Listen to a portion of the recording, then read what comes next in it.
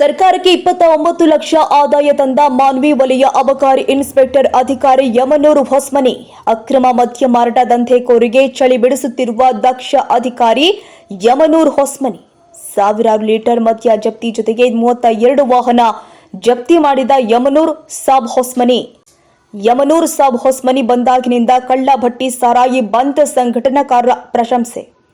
ಸರ್ಕಾರದ ಅಧಿಕಾರಿಗಳು ಸರಿಯಾಗಿ ಡ್ಯೂಟಿ ಮಾಡಲ್ಲ ಎಂದು ಮೂಗು ಮುರಿಯುತ್ತಾ ಆರೋಪಿಸುವವರೇ ಜಾಸ್ತಿ. ಆದರೆ ಮಾನ್ವಿ ಅಬಕಾರಿ ಇಲಾಖೆಯ ವಲಯ ಇನ್ಸ್ಪೆಕ್ಟರ್ ಯಮನೂರು ಸಾಬ್ ಹೊಸ್ಮನಿ ಅವರು ಅಕ್ರಮ ಮದ್ಯ ದಂಧೆಕೋರಿಗೆ ಚಳಿ ಬಿಡಿಸುತ್ತಾ ದಂಡ ಹಾಕುವ ಮೂಲಕ ಪ್ರಾಮಾಣಿಕವಾಗಿ ಕೆಲಸ ಮಾಡಿ ಸರ್ಕಾರಕ್ಕೆ 29 ಲಕ್ಷ ಆದಾಯ ತಂದು ದಕ್ಷ ಅಧಿಕಾರಿಯಾಗಿದ್ದಾರೆ.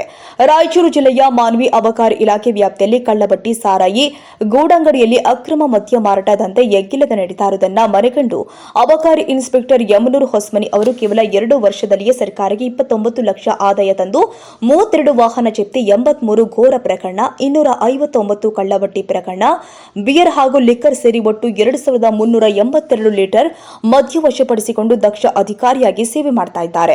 ಮಾನ್ವಿ ಅಬಕಾರಿ ಇಲಾಖಾ ವ್ಯಾಪ್ತಿಯಲ್ಲಿ ಸನ್ನದ್ಧದಾರರು ಷರತ್ತು ಉಲ್ಲಂಘಿಸಿರುವ ದೂರುಗಳು ಹಾಗೂ ಅಕ್ರಮ ಮದ್ಯ ಸಾಗಣೆ ಮಾಡುತ್ತಿರುವ ದೂರುಗಳು ಬಂದರೆ ಸಾಕು, ಇನ್ಸ್ಪೆಕ್ಟರ್ ಹೊಸ್ಮನಿ ಅವರು ಕೂಡಲೇ ಸ್ಪಂದಿಸಿ ಕಾನೂನಾತ್ಮಕವಾಗಿ ಪ್ರಕರಣ ದಾಖಲಿಸಿ ಕ್ರಮ ಜರುಗಿಸುವ ಕೆಲಸ ಮಾಡುತ್ತಿದ್ದಾರೆಂದು ಸಂಘಟನಾಕಾರರು ಅಭಿಪ್ರಾಯವಾಗಿದೆ. ನಮ್ಮ ಹೆಸರು ಶ್ರೀಕಾಂತ್ ಪಾಟೀಲ್ ಗೂಳೆ ಅಂತೇಳಿ, ಕರ್ನಾಟಕ ರಕ್ಷಣಾ ವೇದಿಕೆ ಜನಪರ ಬಣದ ರಾಜ್ಯಾಧ್ಯಕ್ಷರು. ನಮ್ಮ ಮಾನ್ವಿ ತಾಲೂಕಿನಾದ್ಯಂತ ಸಿರುವಾರ ಒಳಗೊಂಡು ಅಕ್ರಮ ಮದ್ಯ ಮಾರಾಟದ್ದು ಭಾಳಷ್ಟು ಪ್ರಕರಣಗಳು ಕಂಡು ಬರ್ತಾ ಇದ್ವು. ಅಲ್ಲೆಲ್ಲೆಲ್ಲಿ ಭಾಳಷ್ಟು ಅಂದ್ರಿಗಿನ ಏನಂತ ಹೇಳಿದ್ರೆ ಇವತ್ತು ಎಲ್ಲಿ ಹೋದರೂ ಕೂಡ ಇದನ್ನು ತಡೆಗಟ್ಟುವಲ್ಲಿ ಅಧಿಕಾರಿಗಳು ವಿಫಲರಾಗ್ಯಾರ ಎಂಬ ಮಾತುಗಳು ಕೇಳಿ ಬರ್ತಾ ಇದ್ವು ಕಳೆದ 2 ವರ್ಷಗಳಿಂದ.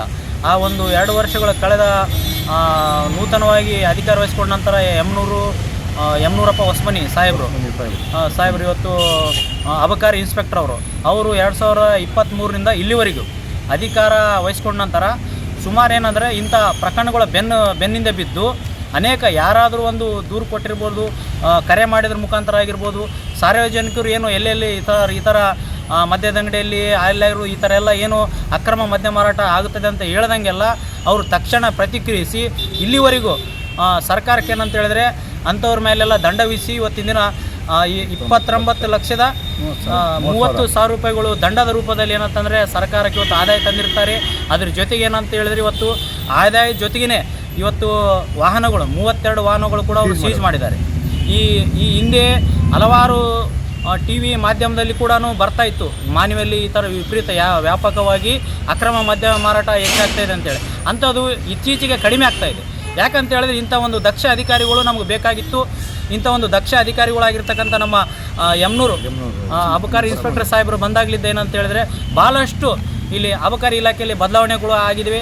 ಅದೇ ರೀತಿ ಈ ಒಂದು ಅಕ್ರಮ ಯಾರು ಮಾಡ್ತಾಯಿದ್ರು ಅವರಲ್ಲಿ ನಡಕ ಕೂಡ ಸೃಷ್ಟಿಯಾಗಿದೆ. ಅಂಥ ಅಧಿಕಾರಿಗಳು ನಮಗೆ ಬೇಕಾಗಿತ್ತು. ಅವರು ಒಂದು ದಕ್ಷ ಅಧಿಕಾರ ವಹಿಸ್ಕೊಂಡ ನಂತರ ಇವತ್ತಿನ ದಿನ ಏನವರು ಕರ್ತವ್ಯ ಏನಂತಂದರೆ ಪ್ರಾಮಾಣಿಕವಾಗಿ ಕರ್ತವ್ಯ ಮಾಡ್ತಾ ಇದ್ದಾರೆ. ಅದಕ್ಕೆ ನಾವು ಇವತ್ತೇನಂದರೆ ಕರ್ನಾಟಕ ರಕ್ಷಣಾ ಜನಪರ ಬಣ ಅವ್ರಿಗೆ ಬೆಂಬಲವಾಗಿರ್ತೀವಿ. ಇಂಥ ಅಧಿಕಾರಿಗಳು ನಮ್ಮ ಮಾನವಿಗೆ ಇಲಾಖೆಗಳಿಗೆ ಇಂಥ ಅಧಿಕಾರಿಗಳು ಬೇಕಂತೇಳಿ ಈ ಸಂದರ್ಭದಲ್ಲಿ ಒತ್ತಾಯ ಮಾಡ್ತೀವಿ. ಅಲ್ಲ ಸರ್, ಯಮನೂರು ಹೊಸ್ಮನಿ ಅವರು ಬಂದಾಗಲಿಂದ ಈ ರೀತಿ ಆಗಿದೆ ಅಂತ ಹೇಳ್ತಾ ಇದ್ರಿ. ಯಾಕಂತಂದರೆ ಯಾವ್ಯಾವ ಪ್ರಕರಣಗಳು ಯಾವ್ಯಾವ ರೀತಿ ಉಲ್ಲಂಘನೆ ಆಗ್ತಾ ಇತ್ತು. ಈಗ 29 ಲಕ್ಷ ಸರ್ಕಾರಕ್ಕೆ ಆದಾಯ ತಂದಿದ್ದಾರೆ ಅಂದ್ರೆ ಒಂದು ರೀತಿಯಲ್ಲಿ ಹೆಂಗೆ ಸರ್, ಯಾವ ರೀತಿ ಅವು ಯಾವ ರೀತಿ ಅಂತ ಹೇಳಿದ್ರೆ ಈಗ ನಿಮ್ಮ ಅಂಕಿಅಂಶಗಳು ಕೂಡ ಇದಾವೆ. ಇಲ್ಲಿ ಏನಂತ ಹೇಳಿದ್ರೆ ಘೋರ ಪ್ರಕರಣಗಳು ಅಂಥ ಪ್ರಕರಣಗಳು 83 ಭೇದಿಸಿದ್ದಾರೆ ಅವರು. ಆಮೇಲೆ ಕಳ್ಳಭಟ್ಟಿ ಸರ್, ಆಮೇಲೆ ಒಟ್ಟು ಲಿಕ್ಕರ್ಸ್ ಆಗಿರೋ ಟೋಟಲ್ 2073 ಲೀಟರ್ಸ್ ಲಿಕ್ಕರ್ಸ್ ಆಗಿರ್ಬೋದು. ಆಮೇಲೆ ಕಳ್ಳಭಟ್ಟಿ ಏನು ಮಾಡ್ತಾಯಿದ್ರು ನಮ್ಮ ಭಾಗದಲ್ಲಿ, ಕಳ್ಳಭಟ್ಟಿ ಏನು ಸರಾಗಿರೋ ಅಡ್ಡೆಗಳು ಮಾಡ್ಕೊಂಡಿದ್ರು, ಕೆಲವು ಸಂಸಾರಗಳನ್ನು ಬೀದಿಗೆ ತಂದಿದ್ರು.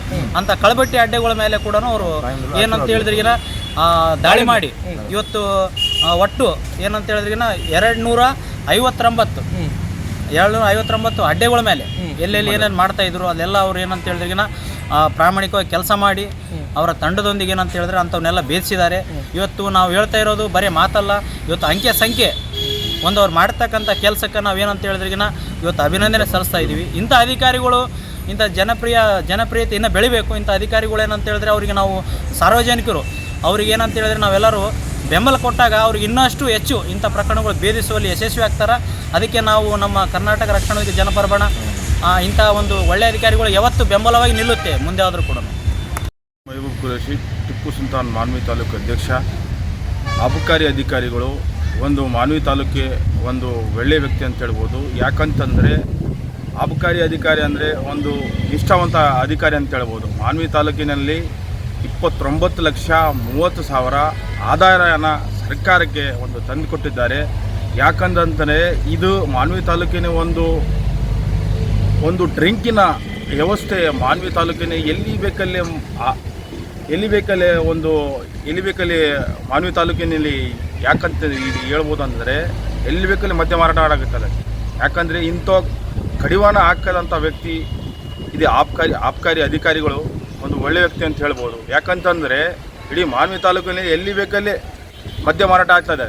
ಅದು ಯಾವುದೇ ಇಲ್ಲಿ ನೋಡ್ಬೋದು, ಎಲ್ಲಿ ಬೇಕಲ್ಲಿ ರೋಡ್ మీద ಮದ್ಯ ಮಾರಾಟ ಆಗ್ತದೆ. ಯಾಕಂದರೆ ಸಮಾಜಕ್ಕೆ ಒಂದು ಒಳ್ಳೆಯ ಕೆಲಸ ಅಂತ ಹೇಳ್ಬೋದು. ಸರ್ಕಾರಕ್ಕೆ 39 ಲಕ್ಷ ಯಮನೂರು ಹೊಸಮನಿ ಅವರು ಒಂದು ಸರ್ಕಾರಕ್ಕೆ ಒಂದು ಆಧಾರ ತಂದು ಕೊಟ್ಟಿದ್ದಾರೆ ಅಂತ ಹೇಳ್ಬೋದು. ಯಾಕಂದರೆ ಈ ಮಾನ್ವಿ ತಾಲೂಕಿನ ಇಂಥ ವ್ಯಕ್ತಿ 32 ಗಾಡಿಯನ್ನು ಸೀಜ್ ಮಾಡಿದ್ದಾರೆ. ಯಾಕಂದರೆ ಇಂಥ ಕಡಿವಾಣ ಹಾಕಿದ್ರೇ ನಾಳೆ ನಮ್ಮ ಮಾನ್ವಿ ತಾಲೂಕು ಒಂದು ಒಳ್ಳೆಯ ಅಭಿಪ್ರಾಯ ಅಂತ ಹೇಳ್ಬೋದು. ಯಾಕಂದರೆ ಈ ಮದ್ಯ ಮಾರಾಟನ ತಡೆಗಟ್ಟಿಸ್ಬೇಕು ಇನ್ನು. ಯಾಕಂದರೆ ಜನರಿಗೆ ಒಂದು ಒಳ್ಳೆಯದಂತ ಇಡಬೇಕು. ಆದರೆ ಈ ಜನ ಎಲ್ಲ ಕುಡಿದು ಜೀವನ ಎಲ್ಲ ಹಾಳು ಮಾಡ್ಕೊತಿದ್ದಾರೆ. ಯಾಕಂದರೆ ತನ್ನ ಫ್ಯಾಮ್ಲಿಗೆ ನೋಡೋಕ್ಕಂತೂ ಅವಶ್ಯಕತೆ ಇರೋದಿಲ್ಲ ಅವರಿಗೆ. ಯಾಕಂದರೆ ಎಲ್ಲಿ ಬೇಕಲ್ಲಿ ಮದ್ಯ ಮಾರಾಟ ಅಂದರೆ ರೋಡಿಗೆ ಜನರಿಗೆ ನೋಡೋಕ್ಕೇನು ಅಸಹ್ಯ ಅಂತದೆ. ಯಾಕಂದರೆ